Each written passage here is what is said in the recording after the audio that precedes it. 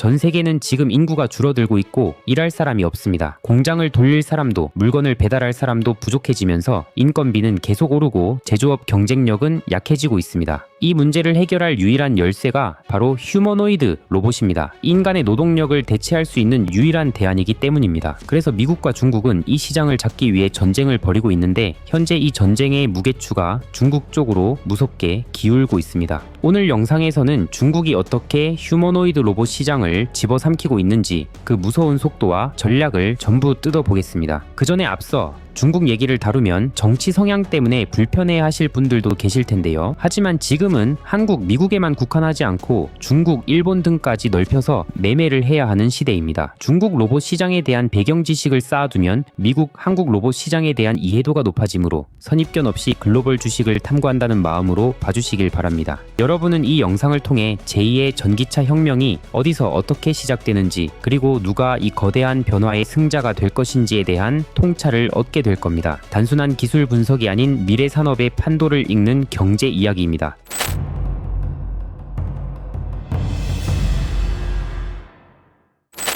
휴머노이드 로봇이 왜 중요할까요? 쉽게 말해 인간을 위해 만들어진 모든 환경과 도구를 그대로 쓸 수 있기 때문입니다. 공장의 설비를 바꾸거나 물류창고의 구조를 뜯어 고칠 필요 없이 그냥 사람 대신 로봇을 투입하면 됩니다. 이것이 핵심입니다. 그래서 휴머노이드 로봇을 범용 로봇의 최종 진화라고 부릅니다. 이 로봇의 성능은 크게 두 가지로 결정됩니다. 하나는 사람처럼 정교하게 움직이는 몸, 즉 하드웨어입니다. 다른 하나는 상황을 판단하고 스스로 학습하는 머리, 즉 체화지능입니다. 체화지능이란 물리적인 신체를 통해 실제 환경과 부딪히며 학습하는 인공지능을 말합니다. 중국은 지금 이 두 가지를 모두 잡기 위해 국가의 모든 역량을 쏟아붓고 있습니다. 중국의 전략은 간단하고 강력합니다. 바로 속도전입니다. 정부가 길을 열고 기업이 미친 듯이 달립니다. 전 세계에 휴머노이드 로봇 회사가 약 76개 있습니다. 이 중 51개가 중국 기업입니다. 2024년에 새로 공개된 로봇 51개 중 35개가 메이드 인 차이나입니다. 규모부터 압도적이죠. 그냥 숫자만 많은 게 아닙니다. 실제 양산 계획으로 이어집니다. 2025년 중국의 목표 생산량은 1만 대로 전 세계 생산량의 절반 이상을 차지합니다. 에지봇 같은 회사는 2024년부터 이미 양산을 시작했습니다. 왜 이렇게 서두를까요? 중국은 제조업 국가입니다. GDP에서 제조업 비중이 세계 최고 수준입니다. 그런데 인구가 늙고 인건비가 오르면서 제조업 기반이 흔들리고 있습니다. 중국에게 휴머노이드 로봇은 미래 먹거리가 아니라 생존 전략인 거죠. 그래서 정부가 직접 나섭니다. 2023년 휴머노이드 로봇 혁신 발전 가이드라인을 발표했습니다. 2025년까지 핵심 부품 70%를 국산화하고 2027년까지 세계 최고 기술을 확보하겠다는 로드맵입니다. 돈도 쏟아붓습니다. 중앙정부가 만든 국가창업투자기금 규모가 1조 위안, 우리 돈으로 약 206조 원입니다. 베이징, 상하이 같은 지방 정부들도 각각 100억 위안, 약 1조 9천억 원짜리 펀드를 만들었습니다. 중국의 진짜 무서움은 따로 있습니다. 바로 밸류체인입니다. 원자재부터 부품, 완제품까지 로봇 만드는 데 필요한 모든 것을 자기 나라 안에서 해결합니다. 로봇 모터에 꼭 필요한 네오디무 연구자석이라는 게 있습니다. 가장 강력한 자석입니다. 히토류의 일종이죠. 중국이 이 히토류 채굴부터 생산까지 공급망의 90% 이상을 장악하고 있습니다. 이러니 가격 경쟁이 안 됩니다. 미국에서 로봇팔 하나 만드는데 24,420달러가 드는 반면 중국에서는 11,155달러면 됩니다. 절반 이하인 거죠. 대량 생산이 시작되면 이 격차는 더 벌어질 겁니다. 그래서 미국도 이에 질세라 미국 국방부가 중국의 히토류 공급 독점에 대응하기 위해 미국 최대 히토류 채굴 회사인 MP 머티리얼즈의 우선주 15%를 4억 달러에 인수해 사실상 최대 주주가 되었습니다. 이 계약에는 MP 머티리얼즈가 생산하는 네오디뮴 플러스 오디뮴 히토류 자석에 대해 1kg당 최소 110달러의 최저 가격을 보장하는 내용도 포함되어 있습니다. 히토류가 얼마나 중요한지 다시금 깨닫는 대목입니다. 히토류 쪽에서도 영상을 다뤄볼 예정입니다. 물론 아직 중국에도 한계는 있습니다. 액추에이터, 즉 로봇의 관절처럼 움직임을 만드는 핵심 구동 장치는 원가의 40%를 차지하는 가장 중요한 부품입니다. 이 액추에이터에 들어가는 행성 롤러스크류 같은 초정밀 부품은 아직 해외 의존도가 높습니다. 하지만 이것도 시간 문제입니다. 헝리유압 같은 회사가 이미 개발에 성공해서 양산을 앞두고 있습니다. 정부가 이건 무조건 국산화해야 한다고 콕 집어서 지원하고 있습니다. 중국 기업들의 움직임은 더 놀랍습니다. 유비테크는 이미 BYD, 폭스콘 공장에 워커 S1이라는 로봇을 투입했습니다. 여러 로봇이 서로 협력해서 일하는 단계까지 갔습니다. 유니트리는 가격 파괴의 선두주자입니다. 부품 90%를 자체 생산해서 지원 모델을 16,000달러, 우리 돈 약 2천만 원에 내놨습니다. 심지어 최근에는 770만 원짜리 R1 모델까지 공개했습니다. 시장을 완전히 뒤흔들고 있습니다. 전기차 회사인 샤오펑은 자체 개발한 AI 칩을 넣은 로봇을 자기들 공장에 투입하고 있습니다. 자, 그럼 여기서 우리는 어떻게 해야 하냐? 중국의 이런 질주가 우리에게 의미하는 건 뭘까요? 여기서부터가 본론입니다. 이건 단순한 로봇 경쟁이 아닙니다. 제2의 전기차 전쟁입니다. 중국이 전기차 시장에서 어떻게 이겼는지 생각해보면 됩니다. 정부의 막대한 보조금, 내수 시장을 바탕으로 한 대량 생산, 배터리 공급망 장악, 그리고 BYD라는 강력한 플레이어의 등장, 이걸로 가격 경쟁력을 확보해서 세계 시장을 장악했습니다. 지금 휴머노이드 로봇 시장에서 똑같은 일이 벌어지고 있습니다. 그럼 우리는 만약 중국 로봇주에 투자한다면 어디에 투자해야 할까요? 지금은 수많은 기업이 경쟁하는 춘추 전국 시대입니다. 누가 최종 승자가 될지 알기 어렵습니다. 유비테크, 유니트리, 에지봇 모두 훌륭한 회사지만 리스크가 큽니다. 제가 생각하는 투자 전략은 간단합니다. 이 전쟁의 승패와 상관없이 돈을 버는 곳에 주목해야 합니다. 첫째, 핵심 부품 공급망입니다. 모든 로봇 회사는 결국 좋은 부품을 써야 합니다. 테슬라도 예외가 아닙니다. 테슬라의 옵티머스 로봇에 액추에이터를 공급하는 회사가 바로 중국의 탁보그룹입니다. 앞서 말한 초정밀 부품 스크류를 만드는 헝리유압도 테슬라 공급망 진입을 노리고 있습니다. 이런 회사들은 특정 로봇의 성공 여부와 관계없이 산업이 커지는 것만으로도 성장합니다. 둘째, AI 인프라입니다. 로봇이 똑똑해지려면 엄청난 연산이 필요합니다. 체화지능을 구현하려면 AI 반도체가 필수적입니다. 지금은 엔비디아가 시장을 독점하고 있지만 미국이 중국에 AI 칩을 팔지 않습니다. 그래서 중국은 중국판 엔비디아를 키우고 있습니다. 바로 화웨이입니다. 화웨이의 AI 칩 어센드 시리즈는 중국 AI 생태계의 심장이 될 겁니다. 휴머노이드 로봇 시장이 커질수록 화웨이의 가치는 올라갈 수밖에 없습니다. 셋째, 전기차 기업들입니다. 테슬라, 샤오펑, BYD가 왜 로봇을 만들까요? 이들은 이미 배터리 기술과 대량 생산 노하우를 가지고 있습니다. 로봇과 전기차는 AI 두뇌와